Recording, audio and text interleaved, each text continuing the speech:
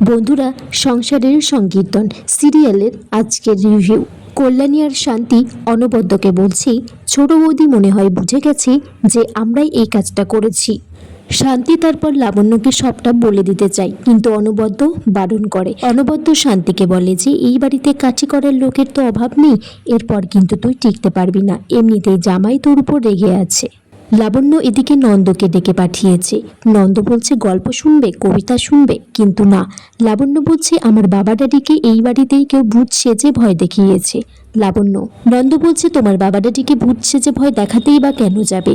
লাবণ্য মনে মনে ভাবছে শান্তি বৌদি নাকি কল্যাণী নাকি দাদু, এটা আমার খুঁজে বার করতেই হবে।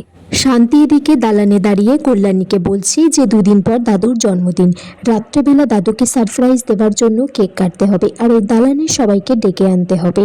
তখন মদনের মা এসে বলছে এই সমস্ত সাইবিয়ানা এই বাড়িতে হবে না। কাদম্বরী এদিকে লাবণ্যকে পুজোর আচার অনুষ্ঠান বিচার সম্পর্কে শিখিয়ে পড়িয়ে দিচ্ছে। লাবণ্য বলছে ছোট কাকিকে আমায় হাত করতে হবে, কারণ উনি যা যা বলবেন তাই আমি করব। জয়ন্ত তারপর হসপিটাল থেকে ফিরেছে, সাথে এদিকে নন্দও ফিরেছে। কাদম্বরী শান্তিকে চা আনতে বলে। এদিকে মদনের মা এসে চেয়ারে বসে বলছে তার মাথাটা ধরেছে, একটু চা খাবে।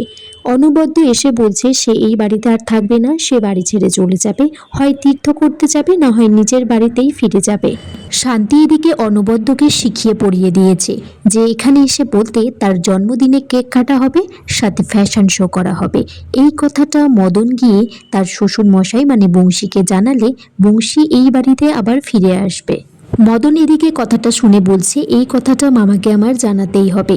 জয়ন্ত এদিকে শান্তিকে বলছে তোমার কি মনে হয় বাবা ফিরে আসবে?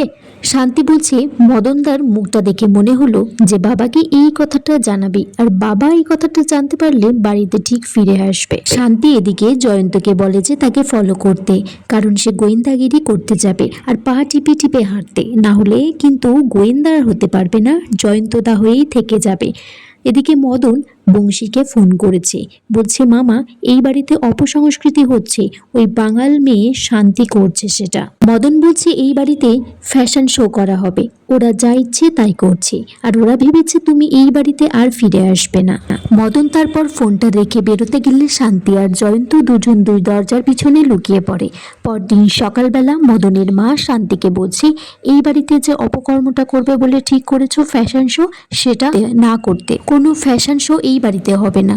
মদন বলছে মা দেখছি পুরো প্ল্যানটাই ভেস্তে দেবে। মদন এদিকে তার মাকে বলছে যা হচ্ছে হতে দাও, কারণ এবার এমন চাল চেলেছি শান্তি এবার এই বাড়ি থেকে বিদেয়ী হবে। মদন তারপর শান্তির কাছ থেকে জানতে চাই অনুষ্ঠানটা কখন শুরু হবে। শান্তি বলে এই সন্ধে নাগাদ, তারপর 12টার সময় কেক কাটা হবে। এদিকে ঘরের মধ্যে সবাই প্ল্যান করছে কিভাবে অনুষ্ঠানটা করবে।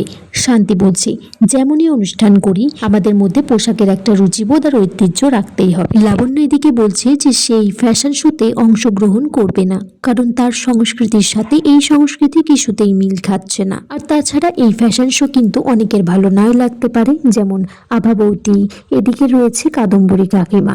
লাবণ্য সেখান থেকে চলে গেলে শান্তি নন্দকে বলছে লাবণ্য ঠিক অংশগ্রহণ করবে। নন্দ এদিকে লাবণ্যর কাছে জানতে চাইছে বারবার কেন সে এতে অংশগ্রহণ করবে না, কি কারণ আছে। লাবণ্য বলছে কারণ তো অবশ্যই আছে, কিন্তু সেগুলো এখন আমি তোমায় বলবো না, পরে সময় আসলে ঠিক বলবো। মনে মনে বলছে দাদু আমার বাবা ড্যাডিকে ভয় দেখিয়েছে, তার জন্মদিন আমি কিছুতেই অংশগ্রহণ করব না। শান্তি এদিকে অবলাকান্ত বাবুকে ফোন করে জানায় দাদুর জন্মদিনের অনুষ্ঠানে আসার জন্য। অবলাকান্ত বাবু জানতে পারে অনুষ্ঠানটা সন্ধ্যাবেলা হবে। তখন তিনি বলছে বালি ফেলে আমার শুভেচ্ছা বার্তা যেতে পারে, কিন্তু আমি যেতে পারবো না। শান্তি বলছে যে এই বাড়িতে আর ভূত আসবে না। বাড়িটা এদিকে সুন্দর করে অনুষ্ঠানের জন্য সাজানো হয়েছে। মদনের মা বলছে জয়ন্তর বউ অন্য কাজে বাড়ির কাজে অকুমা ঢেকে হলেও এই কাজে দেখছি বেশ এগিয়ে আছে। কল্যাণী আর চাঁদ এদিকে অনুষ্ঠানের জন্য সেজে এসেছে। জয়ন্ত আর শান্তি অনবদ্যর কাছে জানতে চাইছে কেমন হয়েছে অনুষ্ঠানের আয়োজনটা। তখনই লাবণ্য ভাবছে যে দাদু আমার বাবা ড্যাডিকে ভয় দেখিয়েছে নাকি এর পিছনে অন্য কেউ কলকাঠি নাড়ছে, এটা আমাকে জানতেই হবে। আগামী পর্বে দেখা যায় সবাই অনুষ্ঠানের জন্য নাচ গান করছে। বংশী তখন বাড়িতে এসে বলছে কি হচ্ছে এই ভট্টাচার্য বাড়িতে।